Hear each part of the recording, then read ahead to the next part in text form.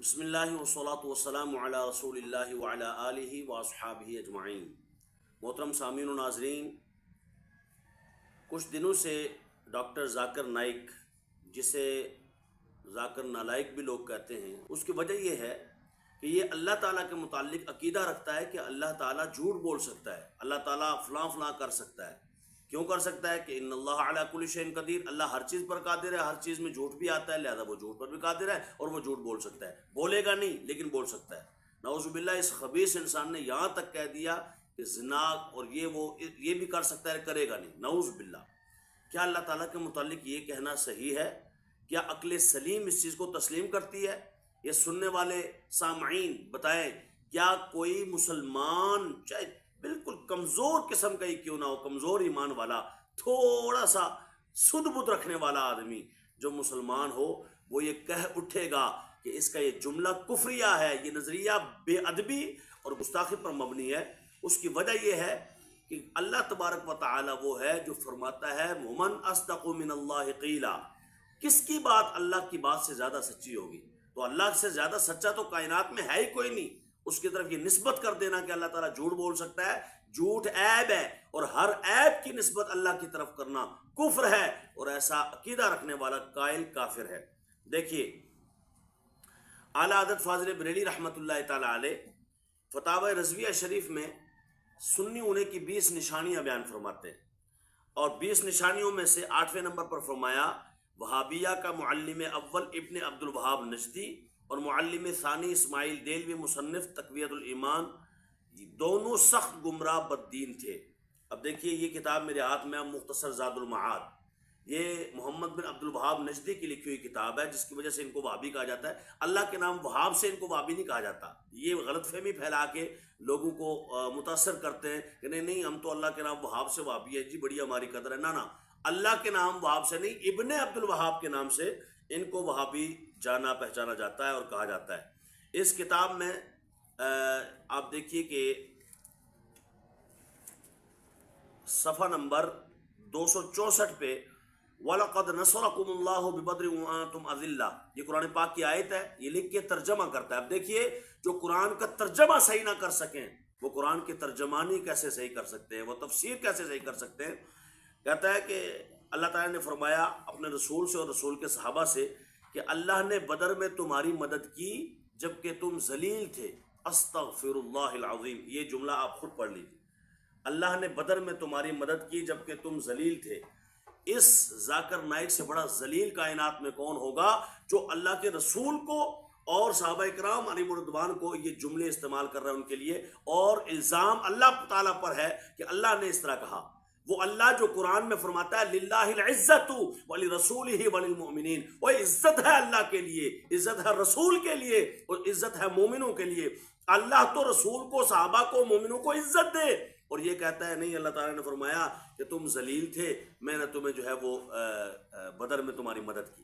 حالانکہ اعلیٰ حضرت کو پڑھیے، دیگر مفسرین مترجمین کو پڑھیے، اہل سنت کے جتنے بھی مترجمین ہیں، المعروف بریلوی جنہیں کہا جاتا ہے، انہوں نے ادب والے ترجمے کیے۔ انہوں نے کہا ترجمہ یہ ذلیل والا نہ کرو، اس میں ترجمہ یہ کرو کہ اللہ نے بدر میں تمہاری مدد کی جبکہ تم کمزور تھے، جبکہ تم تھوڑے تھے، بے سر و سامان تھے، تو اللہ تبارک و تعالیٰ نے اس بے سر و سامانی کے عالم میں، جبکہ آپ کے پاس اسلحہ تھوڑا تھا، کھانے پینے کی چیزیں تھوڑی تھی، بندے تھوڑے تھے، آپ 313 تھے اور وہ دشمن مقابلے میں 1000 تھے، اللہ نے پھر بھی نصرت و حمایت کی۔ یہ ہے اس کا ترجمہ۔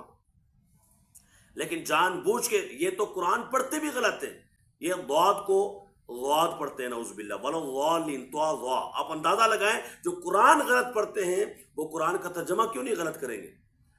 حالانکہ ضاد کا مخرج ہے حافہ لسان اور ادراس اولیاء کی جڑ ہے، یعنی اگر یہ سمجھ لیں کہ یہ زبان ہے اور ایک زبان کا اگلا حصہ ہے کنارہ اور ایک پچھلا کنارہ ہے، پچھلے کنارہ اٹھے گا اور اٹھ کر کے اوپر داڑھوں کی جڑوں پہ لگے گا تو اس وقت لفظ ضاد ادا ہوگا، وَلَضَّالِّينَ۔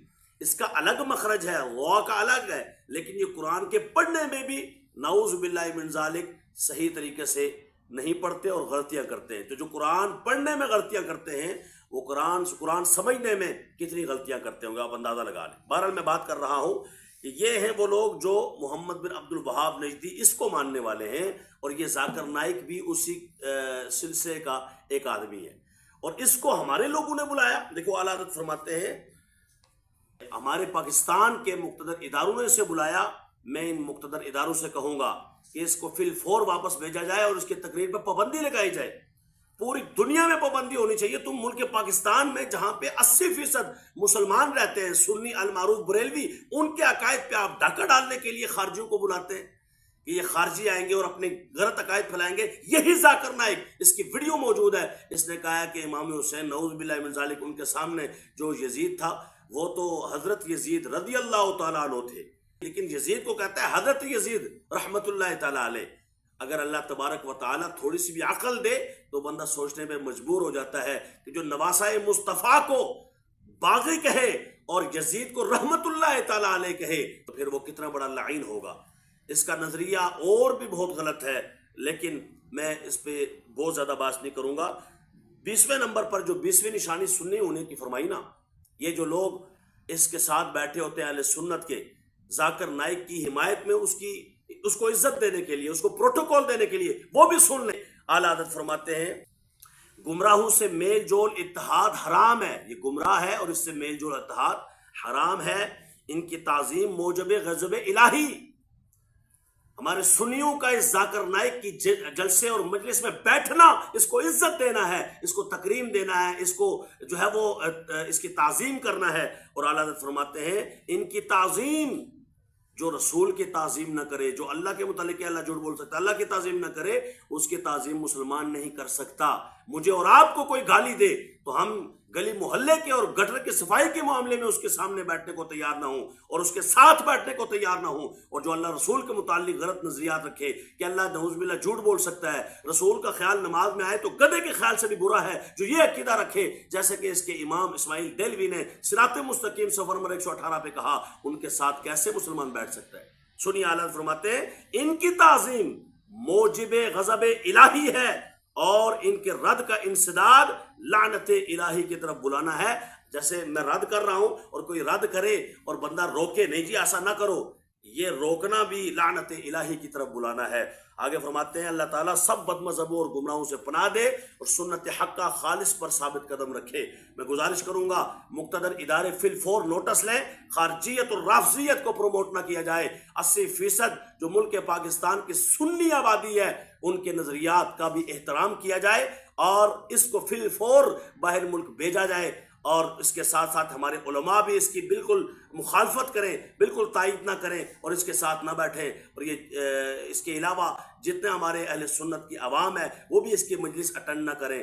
سوشل میڈیا جو بھی آپ استعمال کرتے ہیں، فیس بک ہے، ٹویٹر ہے، انسٹاگرام ہے یا دیگر واٹس ایپ کے گروپس ہیں، آپ ہر ایک میں ذاکر نائک کی مخالفت میں بات کریں تاکہ مقتدر اداروں تک جلد بات پہنچے اور وہ سمجھیں کہ اہل سنت زندہ ہیں، اور اہل سنت نہ خارجیت کا نہ رافضیت کا بلکہ اہل سنت ہی کا چراغ روشن کرنا چاہتے ہیں، جو اہل اسلام ہیں، اہل محبت ہیں، رسول اللہ کے عاشق ہیں، اللہ تبارک و تعالیٰ کے چاہنے والے ہیں، صحابہ اور اہل بیت کے چاہنے والے ہیں، اولیاء سے محبت کرنے والے ہیں۔ اللہ تعالیٰ ہم سب کو امام اہل سنت امام احمد رضا خان فاضل بریلوی رحمت اللہ تعالیٰ علیہ آپ کی فکر پر جو قرآن و سنت کے مطابق ہے چلنے چلانے کی سعادت نصیب فرمائے۔ السلام علیکم ورحمۃ اللہ وبرکاتہ۔